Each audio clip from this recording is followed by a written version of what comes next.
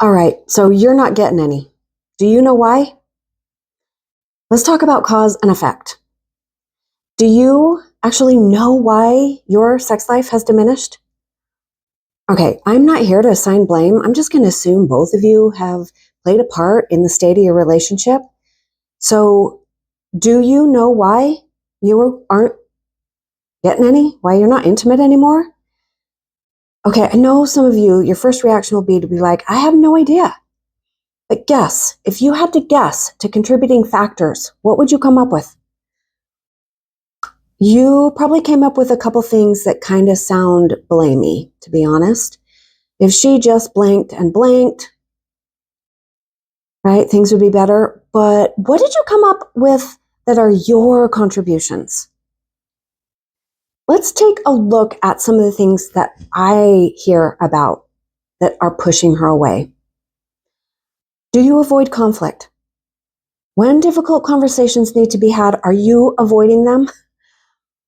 Or just using anger to stop them?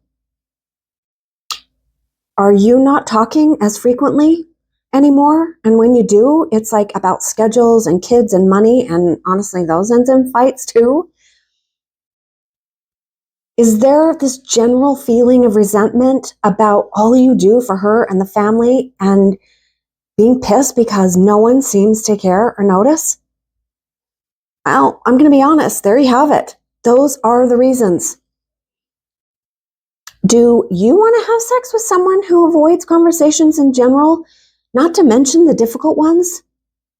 And I mean, like, I'm going to state the obvious here, but do you realize that ignoring something doesn't make it go away? In fact, it just leads to resentment because it festers. Do you want to have sex with someone who won't talk to you about anything other than the basics? Do you want to have sex with someone who resents you? Okay, elephant in the room. Sure, yeah, you all want to have sex, period. And sometimes you'd be like, hey, I'd just take it no matter what. But you all know that when that kind of sex occurs, you feel worse. That obligatory sex just makes you feel worthless. So I'm just going to point out that these disconnects probably happened really slowly, but they are huge in terms of helping you figure out where things are going wrong. This is a wake-up call. These are things that you can learn to change before it's too late. But you have to work on yourself, and you have to figure out why you're checking out of these difficult conversations and opportunities for connection. Your relationship isn't going to change unless you do. And you can't change her. I'm sure you know by now, but you secretly think that if she just did blank and blank, then everything would be better. And by the way, thinking that just puts on display the avoidance and resentment that's going on. If you'd like to learn about what you can actually do that works, set up a call with me. Let's get going. Let's talk about this. Don't wait. Don't wait for things to get worse. How bad do they have to be before you do something about it?